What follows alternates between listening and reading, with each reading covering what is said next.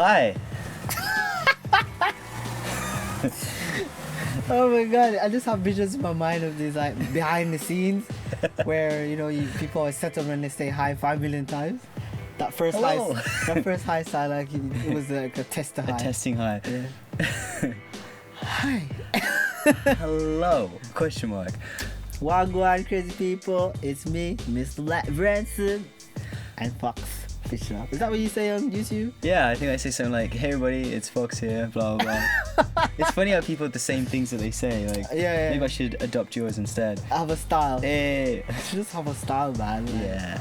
I know when people always go the date and the time. Today's date. March 1st. Sounds like a really formal entry in a diary or something. Yeah. It's a video blog, that's what it is. It's a video blog. Yeah.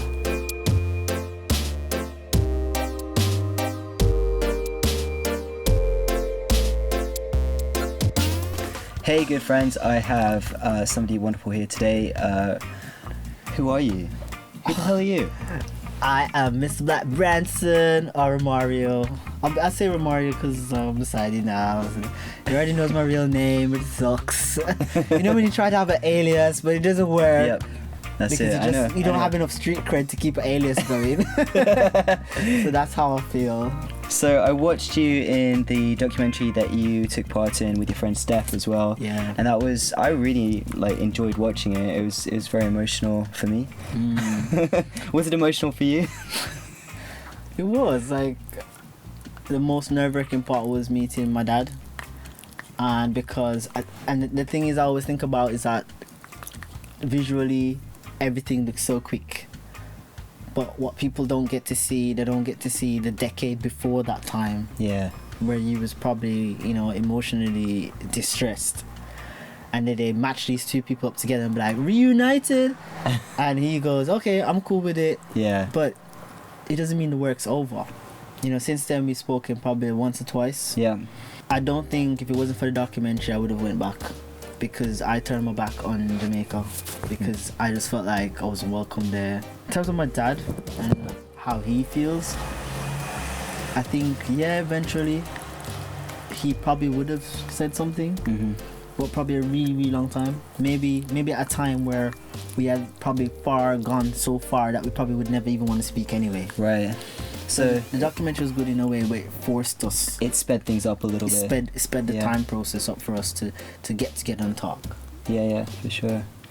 Well, I'm really glad that you had a positive experience with kind of putting yourself out there into the public realm, because it's a tricky thing, I think, still. Yeah, no. Like, it was crazy afterwards. Like, before we were really nervous. We was excited but nervous. We weren't sure what people were going to say. Like, this is Jamaica. And as well, the reality is we got to go back to Jamaica at some point. Yeah. There's no laws there to protect us. But after the documentary dropped, people were messaging us and talking to us. And I remember I started messaging you. Yeah. And I was like, how was it before? Like, did people start attacking you, things like that? Because I was really like nervous after a while. Yeah. Yeah, because like you just hear you hear about the comments. I made a conscious decision not to read the comments. Yeah, I think that's really wise actually, because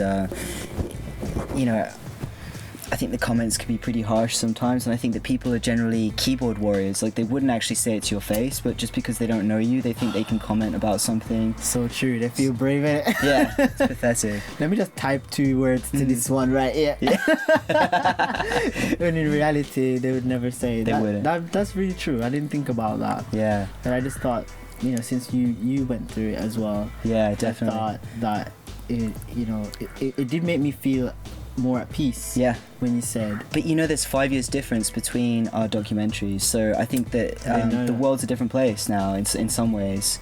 I mean, the way I see it, I think it is, because when we did our documentary, there just wasn't anything else around, and people really gripped onto the documentary because of it, and it was a talking point. But again, there was some kind of schoolboy errors, clunky language, tropes and things like that were in the documentary that I don't think if My Transsexual Summer was being made now, I don't think that would be the case. So do you think that the people have moved on, or that they're a bit more respectful? I know it's like Channel 4 versus BBC as well, so it's tricky. One's more. What I did note was that the structure under which BBC operates, they have very strict guidelines.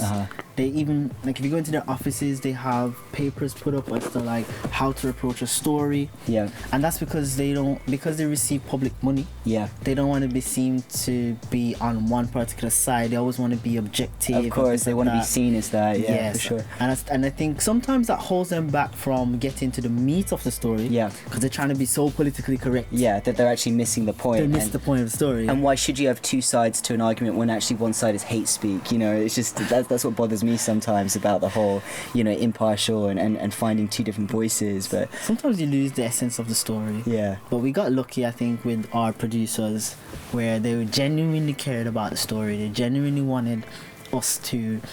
They actually started off, I believe, quite numb and they knew nothing about the whole, because they've seen a lot of stories, right? So they're not going to be as sympathetic to us. Oh, I see. Yeah. But because they came on the journey with us, they met some of the family members, yeah, and they really started to fall in love, I suppose, yeah, with the characters. And how could they not be moved by that? You know, I mean, well, you'd be surprised, I guess. In television. No, but it was emotional, and ultimately, I'm really, really, really happy that I did it. Good, and I thought you sounded great on Radio 1 as well. I think that's really your forte. You know. Well, radio. Yeah, I'm not saying you haven't. Too got... cute. Yeah, exactly. Yeah. Too cute for just radio. Yeah, of course.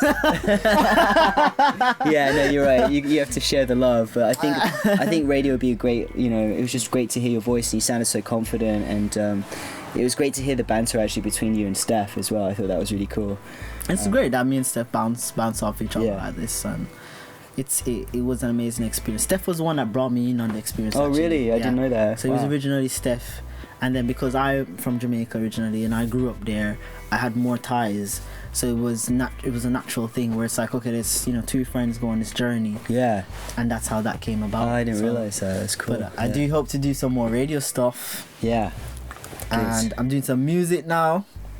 This one's doing music I've now. heard it. It's really good. This is music. Yeah, but that's a secret. Remember, that's is a secret. Is that my secret? Because I don't want anybody else to ask me about it. No. It's just like a little bedroom thing. It's not nothing to share with the world yet. Right? Well, and I was saying in Jamaica, all that's in the dark must come to light. When it's ready. So eventually we're gonna hear that album drop. Yeah. It's gonna be like Fox Fisher in the arms. Yeah. Spin it on the deck. That's right. That's how it'll be. It'll be just like that. You'll be watching Super Bowl Sunday, and then Fox comes on the stage. Yeah, just like Beyonce. Get off the stage, Beyonce. Here I am now. New generation stepping in. Yeah. Yeah.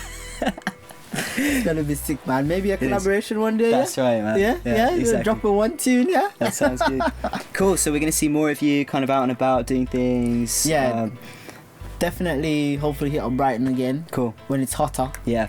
And you're back in a couple of weeks as well, possibly? Yes, for my top surgery.